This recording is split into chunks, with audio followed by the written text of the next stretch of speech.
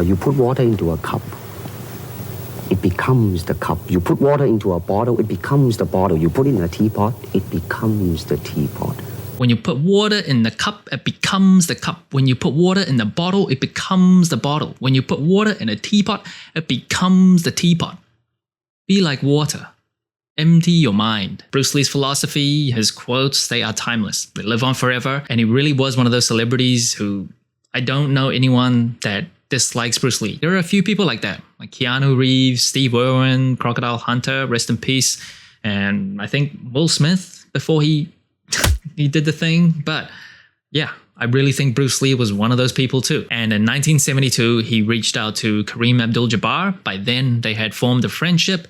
Kareem was actually into martial arts before he met Bruce Lee, but they met on the campus of UCLA where he played college basketball. And Bruce Lee wanted him to be part of the film Game of Death. And in 1972, they started filming. Unfortunately, he died in 1973, so the filming was incomplete. But in 1978, they did release like a different version of the movie with a stand-in for Bruce Lee. And I believe there is a version of the original film that eventually was dropped and released. Don't quote me on that. And to celebrate the friendship of Kareem Abdul-Jabbar and Bruce Lee, Adidas is dropping this shoe. Adidas Jabbar Low Bruce Lee.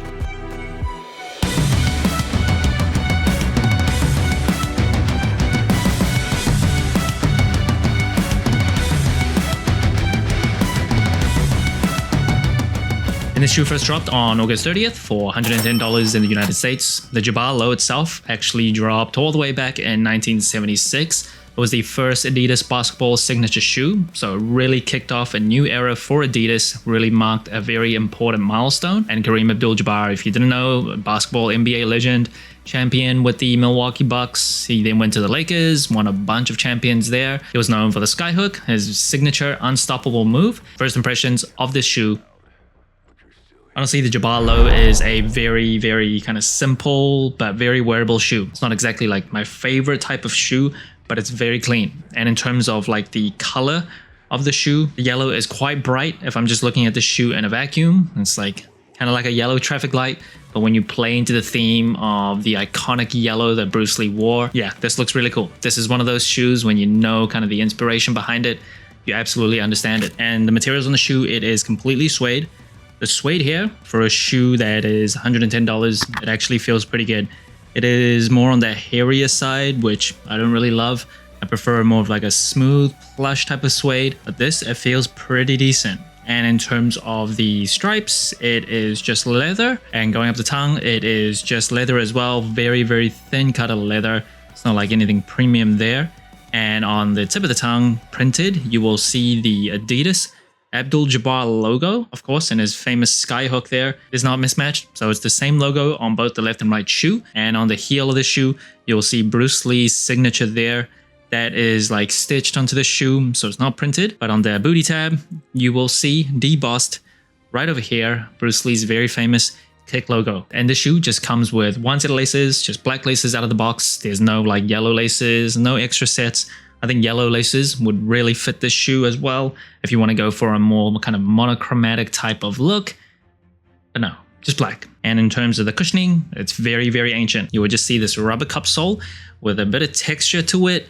Very, very minimal cushioning. You barely feel anything on feet. It's really like you're walking on a piece of wood. And the sole here, it is kind of off-white. It's not like sail or anything, but it's also not like bright pearly white.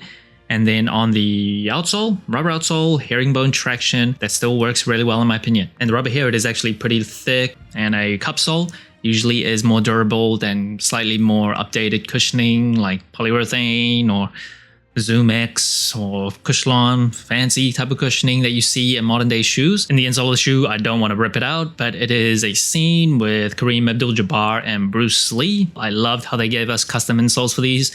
Nike or Jordan sometimes for like $200 for a special collaboration. They still give you the most generic insoles, but this, they'd at least put some effort into it. And the box of the shoe, look at this. Custom lid with Kareem and Bruce Lee together, with gold branding up top with Jabbar's signature, Adidas logo, of course, Bruce Lee's signature there. On the side here, Bruce Lee's kick logo. On the other side, Kareem's skyhook logo. But more importantly, this iconic photograph.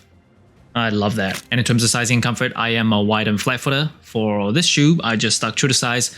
Honestly, around my foot, it fits pretty well. Like no pain in the arch area or the forefoot of the shoe. It actually is decently comfortable, like above the cushioning, like around my foot. I will say the ankle lining here, very, very thin, very minimal. You don't really feel much. The tongue is slightly on the thin side, which I don't love, but it doesn't really like cut into your ankles, especially if you're wearing like proper socks and none of this no-show socks nonsense. So that's another little complaint there, but for a very, very old shoe, still decently comfortable above the cushioning. Underfoot though, it's really like you're wearing a thick piece of cardboard. There's very little cushioning there. You just barely feel anything. So if you are used to those very thick and well-cushioned shoes in 2025, and that's a big priority, stay away from these. And that brings the total sole score of the Jabbar Low Bruce Lee to 36 out of 50. A decent score compared to other collaborations. Now first it is colorway. Just in a vacuum on a shelf. How does this look? I think it looks nice. I don't think it's like really, really nice. It's pretty simple, black and yellow, pretty common type of combination. So it's a decent looking colorway. And in terms of the materials, decently surprised actually for a shoe at this price point. The suede does feel pretty good. It is slightly on the hairy side, personal preference. I don't love that. The leather here though, like on the overlays, nothing special about those. And in terms of the comfort, oh, this is about as average as you can get. A shoe that came out before the 80s, so just keep that in mind. Really does feel very flat to the ground. You don't feel much cushioning at all. And in terms of the versatility, I think silhouette-wise, super easy to wear. Got kind of a rounded type of toe. It's a low cut, which I think objectively is more wearable than a high cut shoe. Wearability of the colorway, that's probably where it can be a little bit too loud, a little bit too bright in terms of the shade of yellow. But I do think if you have the right clothes and you have the right outfit, this is a pretty versatile shoe still. And in terms of the storytelling, again, for a shoe that is $110, I think they did a pretty good job. The box is custom, the paper is custom. You see the signature on the heel as well as the custom Bruce Lee logo on the heel tab and the custom insoles.